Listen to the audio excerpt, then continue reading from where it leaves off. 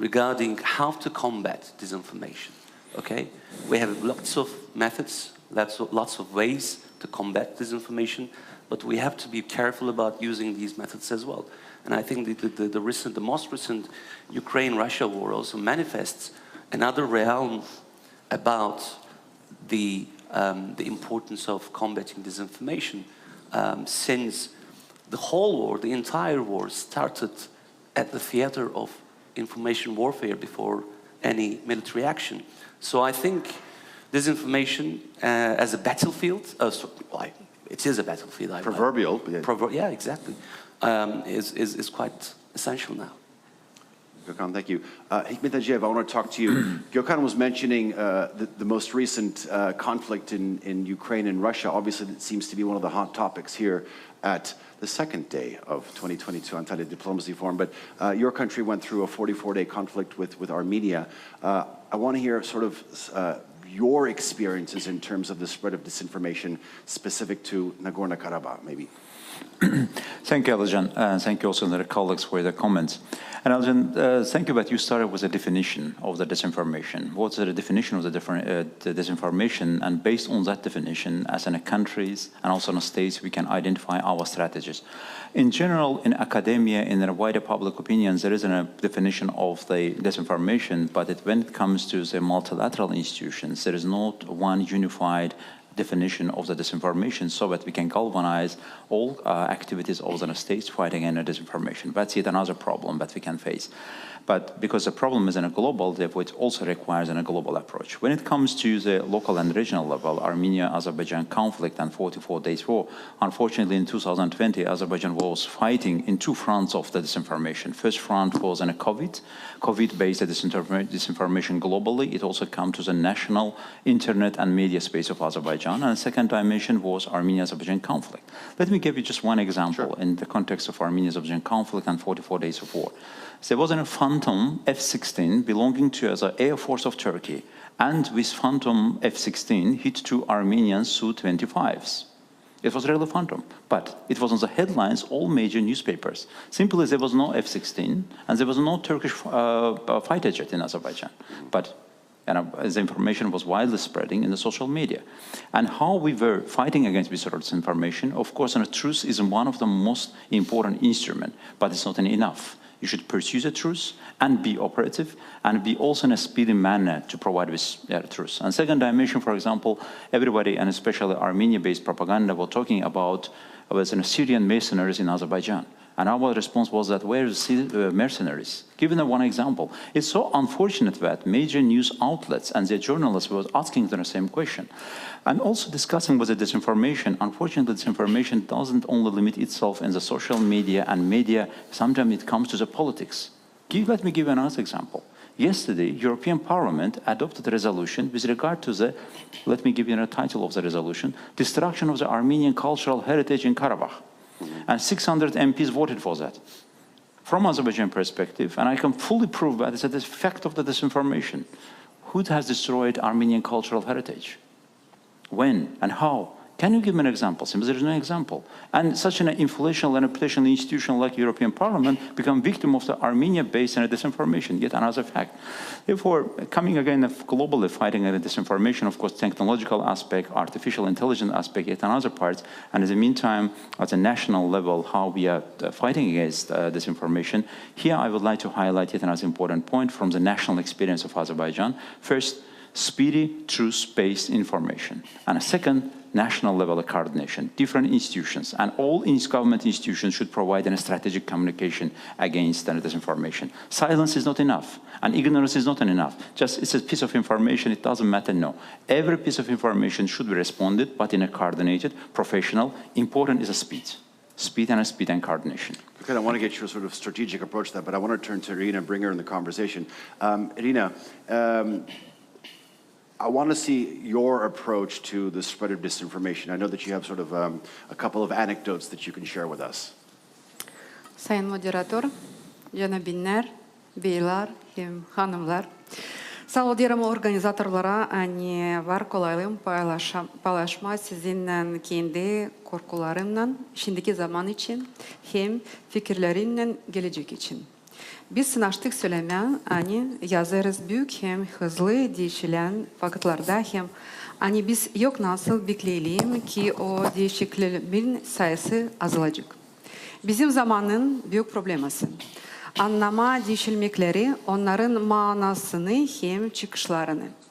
Bize bu lazım çünkü doğrultma dini kendi kuvvetlerimizi hem enerjimizi ta sağ dünya hem ta iyi cümle kurmak için. Ben bilirim. Bu niyetler bizi birleştirir. Da ben döneceğim onlara birazdan sonra. Kısadan anlatacağım iki historiyayı. Geçti yıl tamamlandı 30 yıl. Nice benim devletim Moldova Respublikası bağımsız oldu. Böyle datalarda yakışır çıkışları yapma, belli etme başarıları hem yapılmadık işleri. Düşünmeye gelecek zaman için uygun koyma prioritetleri. Bu 30 yılın içinde Moldova'nın hepsi partiyaları söylerdi, hani devlet ayırdı demokratiya kalkınması yolunu. Hani biz kurarız demokratiyalı cümle. Yazık. Hani politikacılar demokratiyalan kullanırlar kendi başına. Onlar ister demokratiyadan alma hakları hem serbestlikleri. Ama hesaba almırlar demokratik lazımlıklarını hem cevaplıkları. Ama demokratiya başlar halis lazımlıklardan hep cevaplıktan. Demokratiyada lazım sayma yabancı insanları hem yabancı bakışları. Demokratik cümlede hepsi soruşlar çözülür diyalogta hem anlaşmakta. Bana deni demokratiya o kultura. O örnek nice her zaman kendini götürme hem danışma insanlara. Nice bizim devlet kuruldu, o zamandan beri politika tartışmaları hep büyüdü. Diyalog politika partiyaların arasında olardı daha kötü hem daha agresif. Cümle hiç anlamadı ne zaman diyalog geçti kuralsız politika cingine. Çok yılan Moldova'nın yaşayanları seçimlerde ayırmadılar programaları. Ayırmadılar hangi ideyalar hem projeler daha iyi. Onlar lazım ayırsın agresif dezenformasyaları, hangilerini politikler birbirine atır. Sıkça insanlar lazım ayırsın daha küçük fenalı ya da seslerini versin bir kandidat için çünkü geçmesin öbürü. Böyle insanlar karşı seslerini verir. Politikacıların yönelimli instrumentleri o dezenformasya hem dil kayıt cevaplı medya sızıntıları. Bu cinklerin efektleri gitgide daha derin. Politika polarizasyası insan arasında pek yüksek. Cümle pay edildi gruplara. Hangileri birbirini düşman sayır. Azarlamak hem yufka dili sıradan bir iş gibi oldu. Bizim cümle yazır, yaşar atmosferada hangisi bozuk anlamamakla hem pesimizmle. İnsanların inanması partiyalara hem yöndericilere bulunur minimumda. Yen işak uğurda, yen aşakı uğurda. Pek aşağıda kuvvet enstitülerine inanmak. Her yıl Moldova'nın gider 40-50 bin insan, o insanlar hangileri ister hem var nasıl çalışsın. Ama bütün Moldovan halkın sayısı 2 milyon. Biz kaybederiz enerjiyi, hangisi lazım geliştirsin hem enitlesin bizim devleti. Devletin halkı ihtiyarlar. Uşakların sayısı azalır.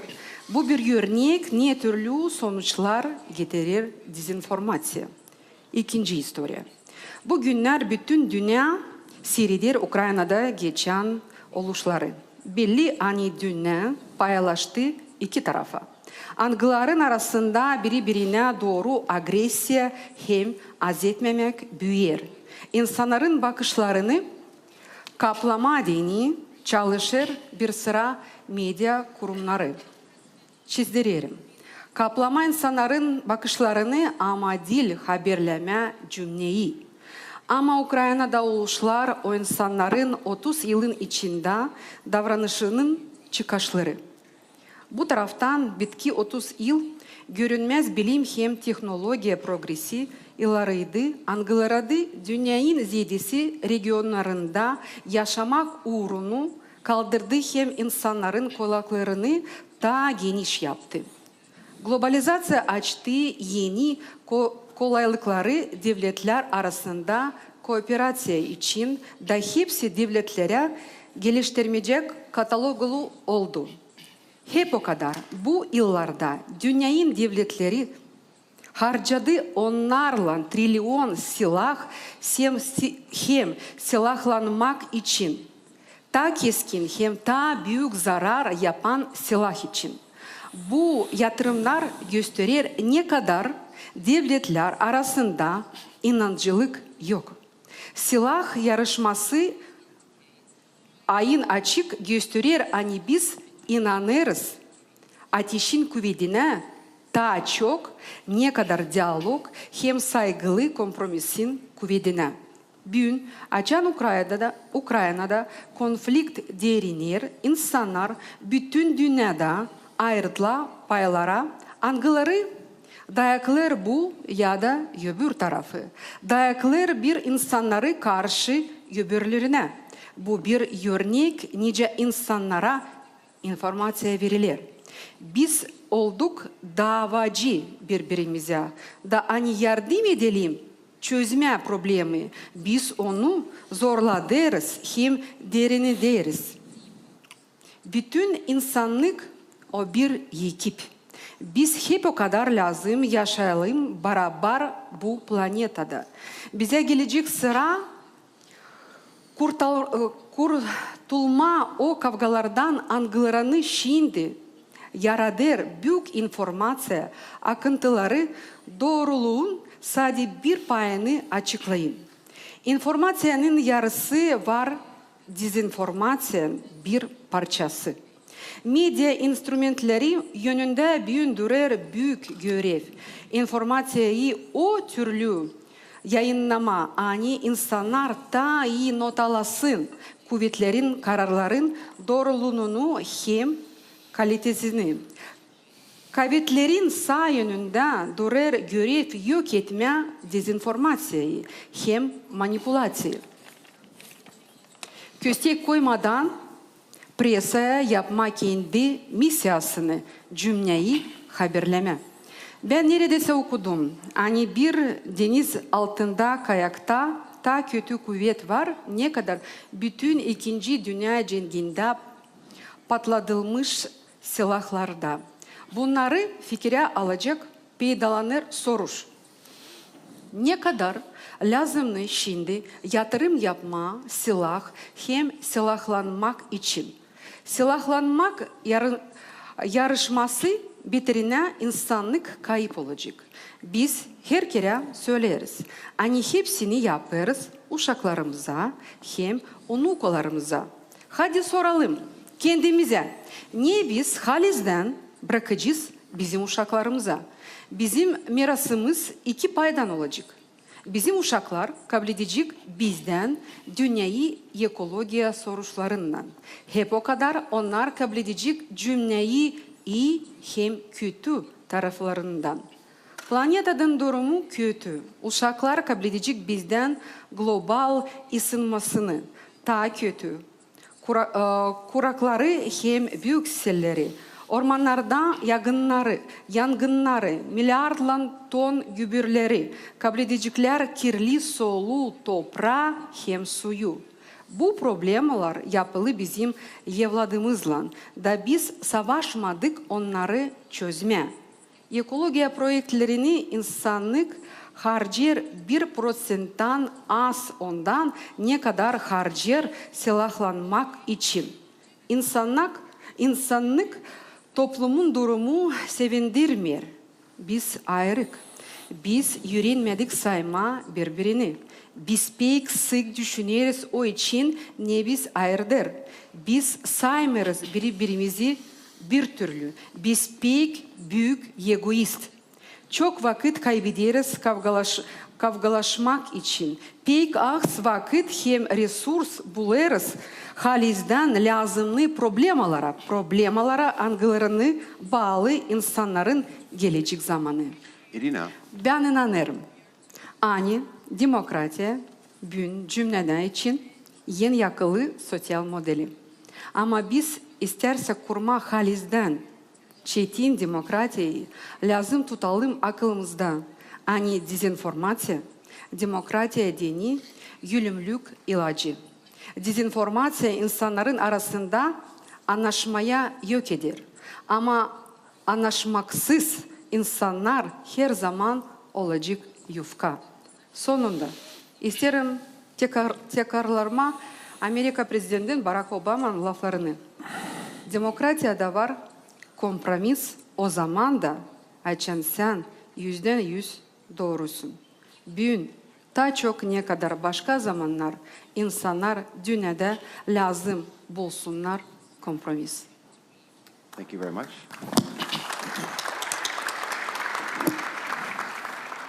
I can say that I understood 95% of that.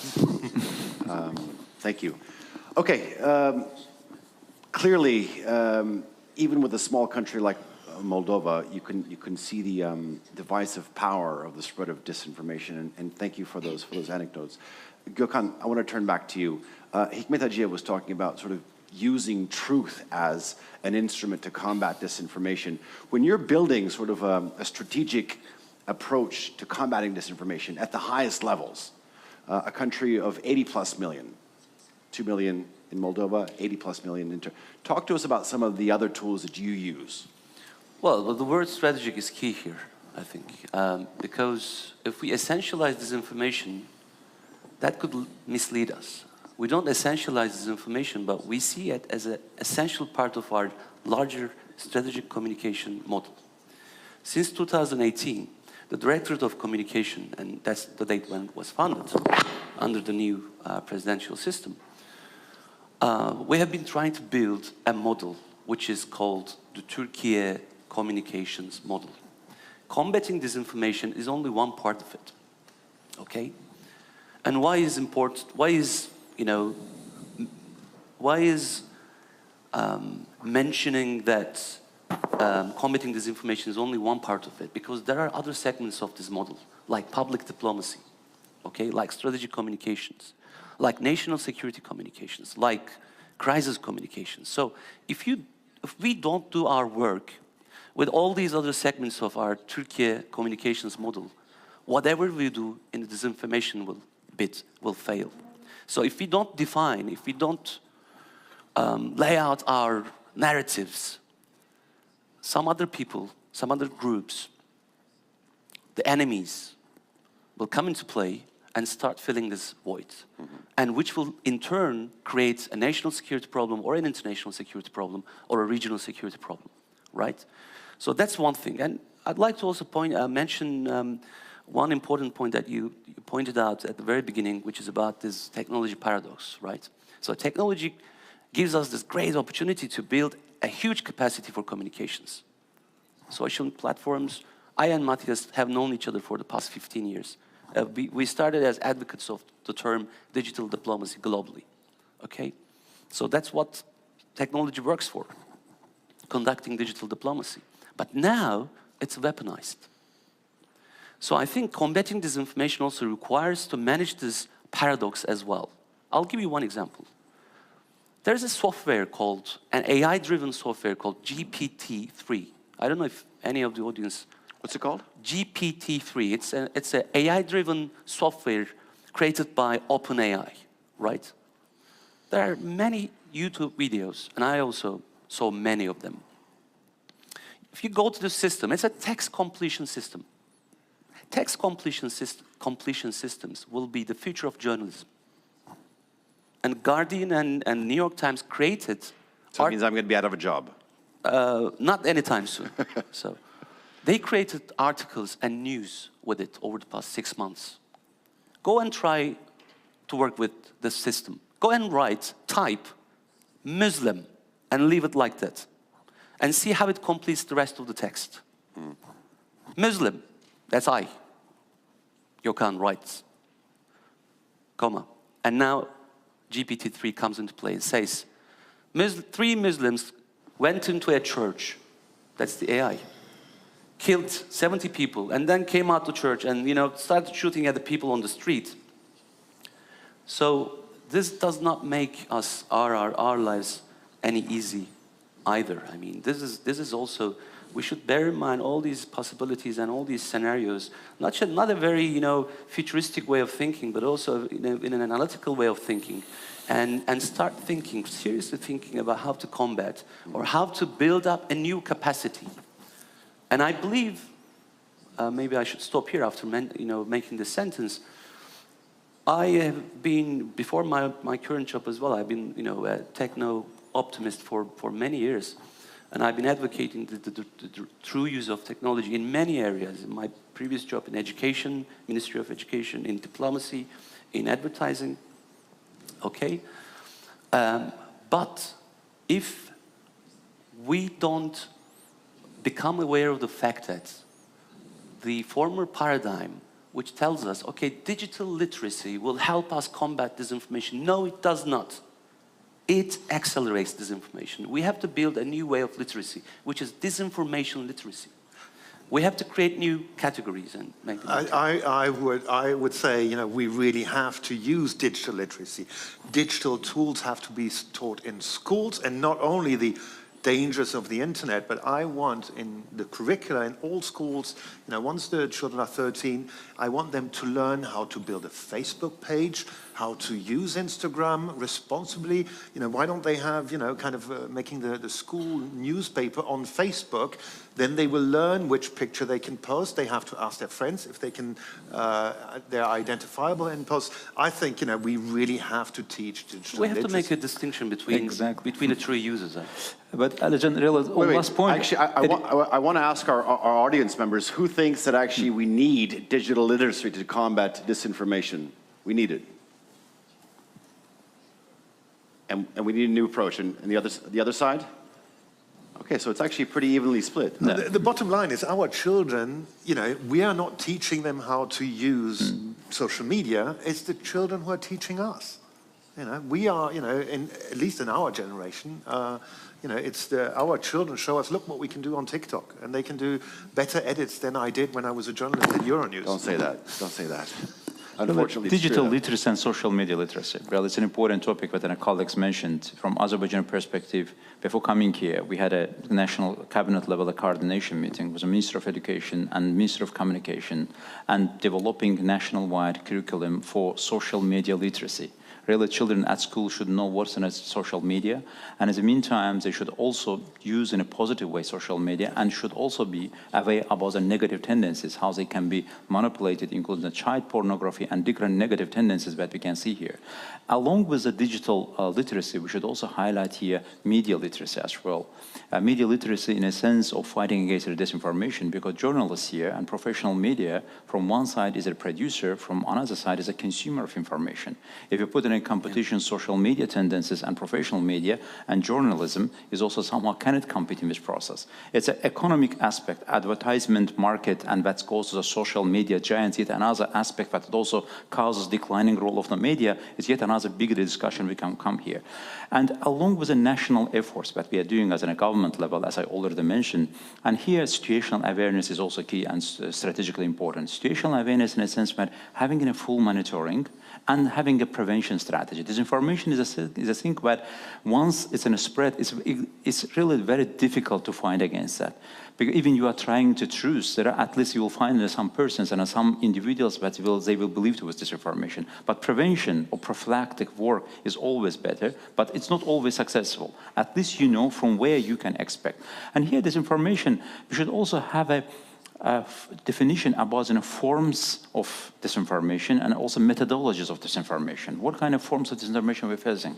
First, political, social, economic, And you can name it. We can have a different source of that. And during the pandemic, we can even call it medical sort of disinformation that we can see.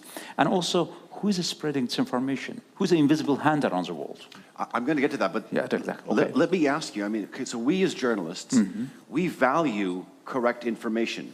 Academics, they value correct information. Governments, they value correct information. But you're all looking at this from at 30,000 feet. Let me ask you, do you think the average citizen out there, I'm not saying our audience, but the average citizen out there, do you think they value this as much as we do or you do? They do, they must, they should. That's, you But know... not always. Not always. I am defending an ideal position in order to make my life easier. But I think, look, disinformation is an issue of human dignity as much as it's an issue of national security and international security. Okay? So that's the main line that our president made in his talk yesterday. We prioritize a human-centric approach. Okay, we have to defend human dignity as much as we defend international security and the national security of our country. Because we now see social platforms and global tech giants who act as quasi-states. They have users and they tell us that they are a big state of having this population of 3 billion users, but not citizens, okay? But when these users have great and grave problems in these social media platforms like Meta, like Facebook, like Instagram, like TikTok, do they get the response that they need or the help? I think we are there. We are there to help our citizens as well to keep their dignity and privacy and their data privacy to begin with, to combat disinformation as well. And that's why we built a center for combating disinformation in our directorate. And that's why we are building probably the first of its kind in the world, a social app as well as a web platform called Doğru to combat disinformation. And that's why, thirdly, we built a new database of all the disinformation activities directed towards Turkey, okay, over the past 2 years. We know who attacked us and why. And that's a good, that gives us the opportunity to see where we should work harder. As I mentioned at the beginning, we also have to do nation branding. We also have to do public diplomacy. We also have to do strategic communication to decrease the burden on our shoulders and not making life easier for those or perpetrators of disinformation who are always ready and who never sleep. Ladies and gentlemen, I actually want to bring your attention to one of the important forums that was organized by the Director of Communications for the Presidency of the Republic of Turkey, Stratcom, which was held a couple of months ago. There you actually gave specific examples of the cyber attacks or the disinformation that was coming towards Turkey and how the specific department was actually combating this, whether it's the forest fires that we saw, a negative saying about Turkey, extremely important when it comes to a response at a national level then. Exactly. And that's not only one department, all the departments in our directorate. My department, Department of Strategic Communication and Crisis Management, Public Diplomacy Department, Public Relations Department, Department of Press and Media Relations and Affairs. We all combat disinformation 7/24, 365 days a year. We never stop because disinformation never sleeps. But here, as a follow-up, my Turkish colleague Gökhan's comments, at a national level, all efforts fine. Even at a national level, Turkey and Azerbaijan, we are coordinating some of our activities against disinformation. But when it comes to the practical, when issue comes to strategic level, sometimes our resources are not enough. Because we are talking about a digital anarchy. Digital anarchy in a sense when giant tech companies, they're providing their platforms for using this disinformation And they know that there is an element of disinformation. At some point, they're doing something against with elements of disinformation, but it's not enough. We're also talking elements of the artificial intelligence, that human brain fights against an artificial intelligence. In this fight, we cannot be effective. Then we are coming global regulation and global oversight. Simply, there is not such a mechanism. With tech companies are abided by the national laws of one particular country, but they're operating globally, and there is no global universal frameworks how we can oversight of these activities. And they can do it, and they have a responsibility to do it, and there's a bare responsibility for such a global digital anarchy. Without that, all our national efforts will not be enough for fighting against disinformation. Okay, so you talk about digital anarchy. I want to ask you, I mean, you were asking this question, who's behind this? I mean, is it, Gökhan, you mentioned GPT-3, I don't know if that's the correct... Well, that's only one example. First start with the giant tech companies. It's very simple, Facebook, Google, and some others. Let's start with that. Okay. Yeah, let's start with them. But is I mean, they have a is this a responsibility. technology problem or is this a human problem? Basically, they have these companies, obviously, the platforms have a responsibility to clean up, as you call it, the digital anarchy, and they have done it. You look on Instagram, whenever you want to post a picture with a woman and bare breasts, it won't even upload. They can't do that. So they should maybe do the same with pictures from wars, from, whatever, until they have been independently verified. They could actually do this. And so I think that is one way to fight against disinformation. What's the incentive, though? What's the incentive for them? Well, the incentive... Making more money. Yeah. Really? Well, Twitter, they're going to make more money just by... They make more money, exactly. Yeah, they're going to make money by censoring this? We know how they work, right? I know how these one of the companies recent work. research of the Facebook, and they made the research, and they found that if they're fighting against the disinformation, it means that less people are coming to the Facebook. From another side, it's a loss in revenues. I still think, I'm in big favor of, not censoring, but at least, some talk is not allowed on social media platforms. The German government has done very effectively and imposed it on Facebook and Twitter, and they have to take down content really, really within hours. So, in Germany, the big platforms are functioning according to German laws. But I would even go a step further. We see, kind of on Twitter, I would love to have a foul language Twitter. If you use a swear word, well, that tweet, you can send it, but it won't really kind of travel. It won't be, promoted. You can't retweet. I'd love that, just to clean up. Alijan, let me give you one example. Okay. Twitter banned more than 7,000 accounts a year ago. You know why the reason was? Why they did it? Why? Because they supported President Erdogan with a couple of sentences. That was the only reason. They were banned. Okay, let me ask you this. Out of those 7,000 accounts, the biggest example whose Twitter account was actually banned was probably former President Donald Trump. It's very, can we see examples of that from countries like Azerbaijan or Turkey or Moldova? There are many examples. Sorry, Donald Trump has contravened against the terms and conditions of Twitter. Okay? There was a reason, and he did it several times. So at one point, Twitter says, sorry, this has to stop. I believe the presidents, the governments of Azerbaijan, Turkey, or Moldova haven't done that. So, but I would think Twitter will, absolutely do the same for any other world leader. Do you think there's going to be an even playing field? I hope so. But the problem is that... where there is no even playing field is, and these platforms have a responsibility to do that, the famous blue verification mark.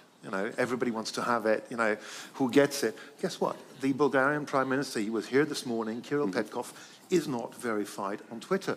The Foreign Minister of Estonia, the Foreign Minister of Bulgaria, the Foreign Minister of Andorra, the Foreign Minister of Liechtenstein, they're all not verified. This is not a level playing field, and more 5,000 embassies have a presence on Twitter, half of them are not verified. Well, when you're Russia, China, the US, the UK, France, you're immediately verified, after having sent your first tweet. So for the moment, it's not a level playing field. Well, not only is it not a level playing field, but there's double standards here. In a way, yeah. Okay. Certainly. Yeah, during the war, 44 days later, one day my Twitter account was also banned and was closed because of the complaints from the Armenian side. It was also part of disinformation, but then I proved that I'm innocent and they opened it. But here, tech companies, also one part of the problem, Matthias, when I'm talking about an oversight, it's not about the censorship. At least there should be regulation or global convention at a UN level, at a global level. We should know what we are dealing for, otherwise the digital anarchy will continue and it's beyond capacities of the individual countries. And then my question is also, who is conducting with the disinformation? Who is behind that? Who is in the invisible hand? There are individuals engaged in that, non-state actors, but most dangerously, state-sponsored disinformation campaign. That's the most dangerous part.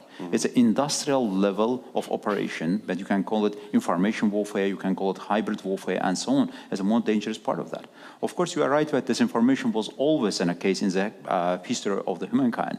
But now, with the elements of the new technology and social media, it becomes widespread. Therefore, as a societies, as a countries, and also global international community, we should come to this conclusion that disinformation and all side effects are real threats to our societies. And as a result of this disinformation, some people who are behind that trying to find the cracks in our society and manipulate in a wrong direction, and also in a purposeful way undermine confidence to our governments and also create what's called murky water in our societies. And in a murky water, fishing sometimes is much easier. That is a purpose. Gökhan, Matthias was saying that not all embassies on Twitter are equal. Hikmet, you're saying that not all spreaders of disinformation is equal. Let me ask you, talk to me about the difference between disinformation spread by a state actor and a non-state actor and its ramifications. Well, whether it's a state actor or a non-state actor, the non-state actors also live in certain states as well. And that's one of the main problems that Turkey faces. Turkey has been facing for the past 2 years. Let me tell you why. Reuters Institute of Journalism created a report a couple of years ago stating that Turkey is exposed to disinformation more than any other country in the world. Okay, in their scale, we are 47%, whereas Germany and US and UK are all 12 and 11. So that's, we've been inquiring about why. And then we started finding out that, of course, we know who, as I said, we have this database of this information for the past 3 years, 2 to 3 years. And we know what FETÖ does and says and how they create fake news and manipulations in the internet. Okay, and we know how PKK and its derivatives, marginal groups, create disinformation or fake news to attack the interests of the Republic of Turkey on the internet. So, and where are they? Where are these account holders? These account holders live in some other states. Okay, so I'm trying to underline the complexity and integrity of state and non-state actors and how they can interact, knowingly or unknowingly. But I think that's a key point to underline. Okay, we've been talking to our counterparts in other countries and telling them these groups, these people, these accounts are constantly attacking the Republic of Turkey and its interests. As I said, whether they attack our SİHAs and İHAs like drones, or our technology companies, or the Wasin, the Turkovac. But these people and these accounts and these groups are based in some countries. So the difference between, or the distinction between state and non-state actors begin to blur when we talk about disinformation.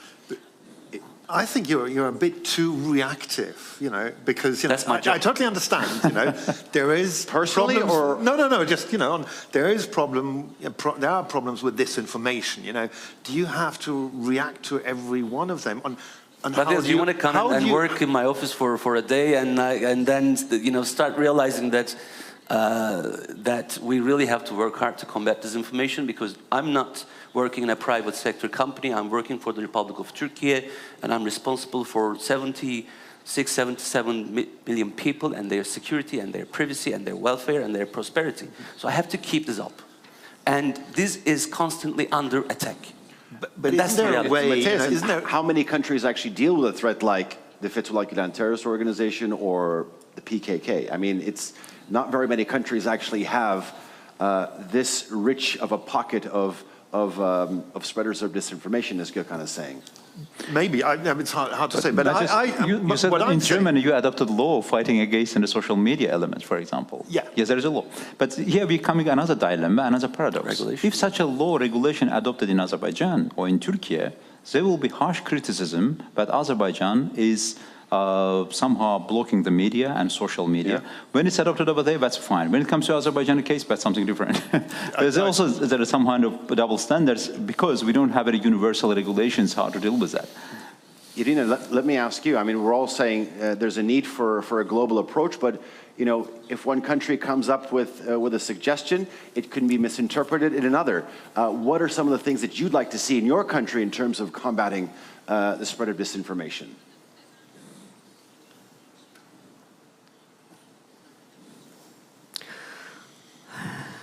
Bu tema siz kaldırdınız bugün. Bu platformada o çok yönümlü, onu lazım konuşma, onu lazım her zaman tutmak onda.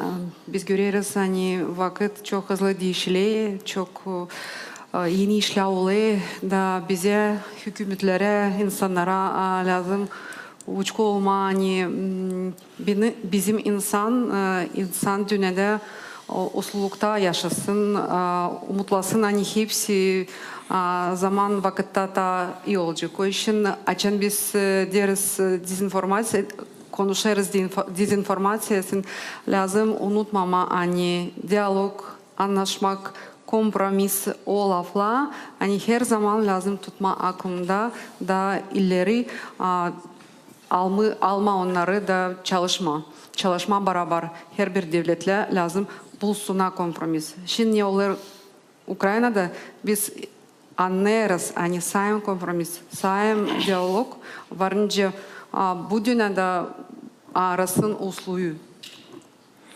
Teşekkür ederim. Thank you. Dialogue and compromise. Gökhan, let me ask you, I mean, do you feel that there is sort of a grading system when it comes to disinformation? You talked about the PKK, you talked about FETÖ, but talk to me about xenophobia, which is clearly a big problem on social media. Islamophobia. Does it have different effects, and do you deal with it in different ways? We do, but let me again give another example in parallel to what President Erdogan said yesterday about his orchestra chief, the conductor, who was fired from a Western band, remember? Okay, so along similar lines, we shouldn't demonize people, that's what I'm trying to say. Along similar lines, I can give you an example about creating polarization and filter bubbles and echo chambers amongst societies and nations.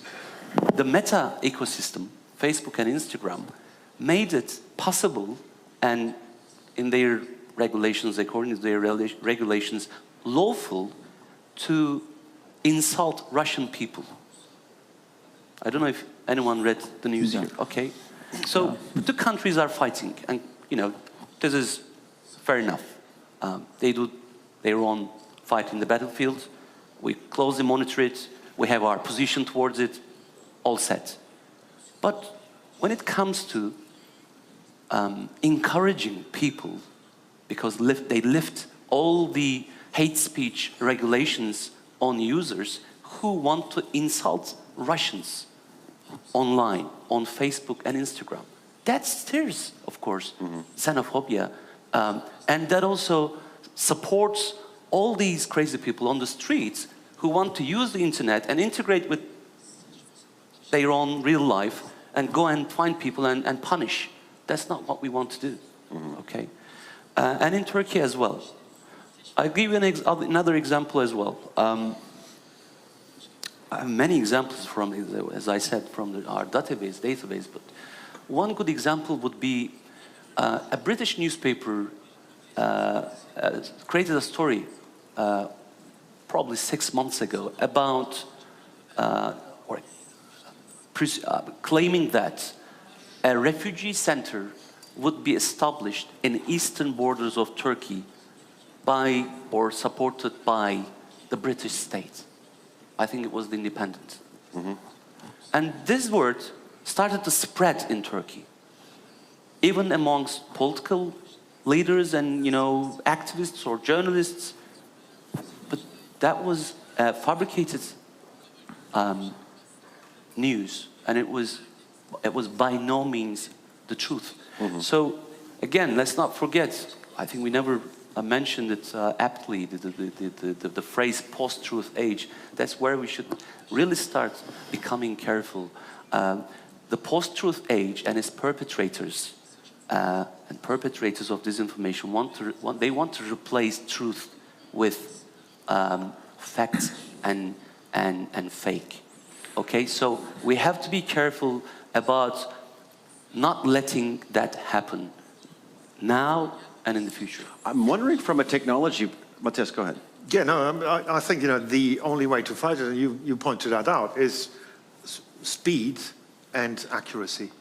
Basically counter the disinformation. But what actually determines the spread of it? I mean, is it all right, so we have a fabricated news story. What determines the rate that it actually spreads? Because I can come across a story, it may not fit to my particular approach to news. It may be framed in a way that I may not like it. Does that spread quicker than others? I mean, what determines, I think that's also an important driving factor in all this too. Yeah, it's basically, it's the algorithm of the platforms, obviously, which helps spread fake news and false information. If it fits in our, world picture, that spreads like wildfire. But what I think is really important, and there's two great examples here sitting. It's the preparation. Governments have to prepare for these info wars. And how do you prepare? I'll give you one example. Is in Belgium in 2013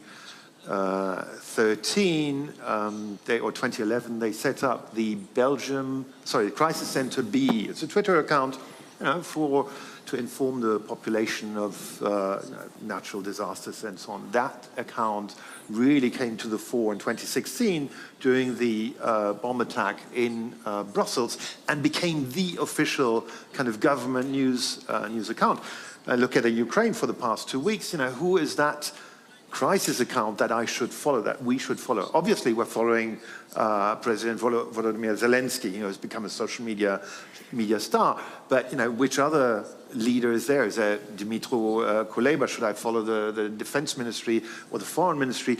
It's not really clear, or it takes some time. Or should I go on to Telegram, where, you get updates from the Ministry of Interior? So I think this is really important to have, one crisis account set up so people know where to turn to.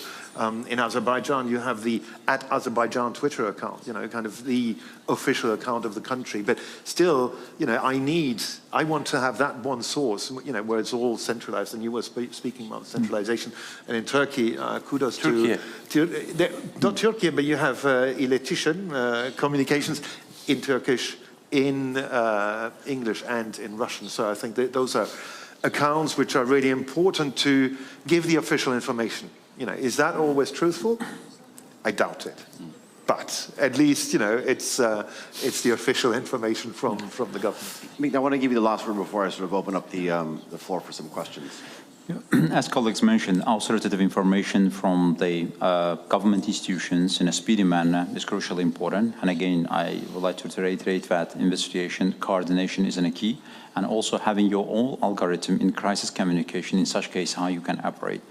And also, we talked about social media-based disinformation, but media-based disinformation should also be taken into account. With all due respect to the professional journalism, unfortunately, in the professional media space, we can see elements of the disinformation. And also, we should be very clear here, there are no angels in the disinformation field. Unfortunately, when we are talking about the disinformation, everyone has such an impression that only it comes from the East. I don't want to name any particular country, but it comes from the West as well. I can give you an example, one disinformation campaign against my country. For example, Le Figaro. Le Figaro writes about a croissant, nice French ladies, and Azerbaijan. And when we are providing our response, it's never published. And the editor-in-chief and deputy editor-in-chief of this newspaper actively, personally, is engaged against disinformation against my country. There are so many examples. So many examples. I can provide and it. And it's not just at state level, it's celebrities online, it's everywhere. Exactly. Therefore, we are fighting against whom? And our reliance and our confidence that we rendered was always in a professional journalism, that professional journalism can provide a role of somehow firework against an elements of the irresponsible disinformation. But professional media, if engaged in that process, it's yet another challenge. And globally speaking, journalism and professional media is also under the challenge, as we talked already about. We shouldn't deny the fact about the economic aspect of the professional journalism and media, because all of this advertisement revenues are mostly going to tech giants, and professional media losing a lot. And also credibility and professionality of the media is also going down. That's it, another in a specific topic. Because in fight against the disinformation, one of the most important instruments, along with the social media platforms, is also traditional media. TV, radio, online media, and print media, we as a government providing our information to our public and fighting against disinformation, but also not only disinformation. And also just one important point, and the colleagues mentioned, in fighting against disinformation, of course, we shouldn't over-concentrate on disinformation. If we are over-concentrating on disinformation, because it's element of the manipulation of in combating information, because there is an element of manipulation there as well. It also distracts our attention, our core business. It also brings us to the battle space. We are maybe not so powerful. We should also concentrate on the positive agenda that we have, what we are doing for our population, for welfare of our population. Therefore, as a government, we have a lot, positive agenda to share. Let's concentrate on positivism as well, instead of fully, over-concentrating on disinformation elements. But of course, we cannot be silent and we cannot be ignorant. I think this is absolutely true. You have to fill the information vacuum. You have to, go out there, pre-bunk, be positive. That's what I would say. Tweet positive. Yeah. And really, and that's the only way to fight against disinformation. It's not really the only way, but I think it's an important way too, in terms of coming out and telling. I want every leader to be like, to be a Zelensky. Some people I can follow, and look up to. Okay. Gökhan, I'll give you the final word. I wish Mark Owen-Jones was here. He's a real global expert on social network analysis, and that's a good starting point to adopt novelties in the field of combating disinformation. So we need new techniques. There are new words that I wish all these young people in this room and us professionals, government communicators, have to adopt very, very soon, like OSINT. OSINT is the rising star of combating disinformation. We've been seeing all these OSINT, open intelligence, open source intelligence accounts on Twitter, Telegram channels, and they keep up verifying, authorizing the information, and joint, like you take a picture and people can tell what coordinates it is only by looking at this picture. So we shouldn't, discussing all these old problems in today's world, we shouldn't omit or undermine novelties that face us quite soon. Okay, lovely talking to all of you. I think it is time to actually turn to our audience. We talked about a lot of things, and we do have a lot of young people in the audience. Anybody have questions for our esteemed? If you can please, can we have microphones? Microphones for the people who want to. I have a. Please stand up, identify yourself, and who you're asking your question to. Hello. Is it working? Okay. Yeah. Hello, I'm Han, representative student from Afyon Kocatepe University. And as we start the panel with the definition of Mr. Matthias Lufkins, and you define it like disinformation is not misinformation. From my perspective, it is like the intended way of misinformation. And like what? For instance, as a world, we do not understand the importance of the words like disinformation without having the troubles, like the huge effects on the world. What I mean by that, for instance, the war that has been living in the Ukraine, between Ukraine and Russia. So, like, for instance, the second sample, like the pandemic, we didn't aware of the viruses, like before the pandemic if I has can kindly been ask you started. what's your question? Sorry. Okay, so my question is simply that, is it possible to gain the awareness throughout the world with one solution to be awakened or ready for the disinformation? If so, what it could be? So, thank you. Oh, if I had a magic wand, you know that the first casualty of war is truth. We've seen Russian Foreign Minister Lavrov here 2 days ago who said Russia didn't attack Ukraine in the first place. We're living on two different information planets. One is in Russia, actually now more and more without social media access. So they have their worldview and media, and on the other side we have 141 countries where we have a different view. I wish, and I don't know how we will ever have the same, kind of the same truth, we'll find the same common ground. I have no idea. Does anybody want to chip into that? We go to move on to the next question. Okay. Next, do we have another question in the house? Yes. We'll have one more question.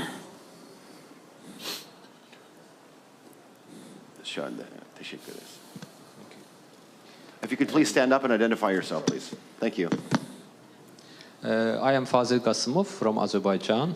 I am a PhD student of Istanbul University. I address my question to Mr. Hacıyev. The occupation of Azerbaijani territories by Armenian armed groups in 1990s caused the mass destruction of our cultural heritage sites, and also the displacement of nearly 1 million Azerbaijani people. I am one of those IDPs. All of my relatives were displaced, and our cultural heritage sites were destroyed.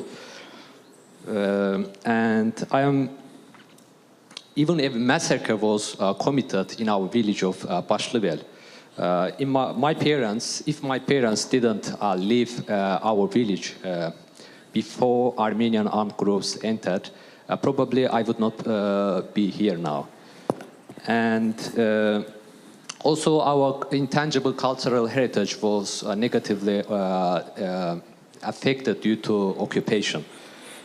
And we made a lot of efforts to safeguard our intangible cultural heritage. And I joined tens of UNESCO events in many countries just to raise awareness internationally. And however, as you mentioned, our European Parliament adopted a resolution this week that distorts the truth openly. And my question is this: what is the reason behind this hypocrisy regarding the recent resolution? Thank you. I think Fazal has a good point in terms of politics. Whether you sit on this side or that side, it can be divisive. But when it comes to sort of the preservation of cultural values, it's a much more universal ethos, and we're even seeing disinformation there. Really, thank you, Fazil, for your question. Armenia-Azerbaijan conflict, or Armenia's war against Azerbaijan, it really started with an information warfare, an information blockade. In the early 90s, Armenia unleashed a war on occupied cities of Azerbaijan and conducted massacre. Under such circumstances, U.S. Congress adopted 907 section as if Azerbaijan attacks Armenia. But as the irony of it is more involved. And then the process continued. And also, after the liberation of the occupied territories of Azerbaijan, really, I have never seen in my life such a level of destruction. So more than 9 cities of Azerbaijan have been erased. 67 mosques of Azerbaijan have been destroyed. As a matter of the humiliation against the Azerbaijani people, they are put in pigs in the mosque. And entire cultural heritage of Azerbaijani people have been destroyed. But have we ever seen reflection of these human stories, including the stories of the people like Fazil in some of the media outlets, including the Le Figaro? No. But the Le Figaro on a daily basis writes that Azerbaijan conducts destruction of Armenian cultural heritage. My question is that where? How? Give me the facts. no facts. Have you invited him to Of course, we invited them, and we have taken their ambassadors, we have taken their journalists on the ground, they made their own fact-finding mission on the ground. There is no reaction.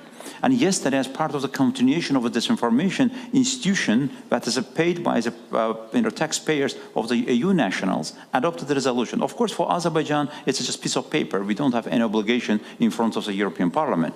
But if this institution should respect herself, and there is a resolution that as Azerbaijan conducts destruction of Armenian cultural heritage, my question is where? Yeah.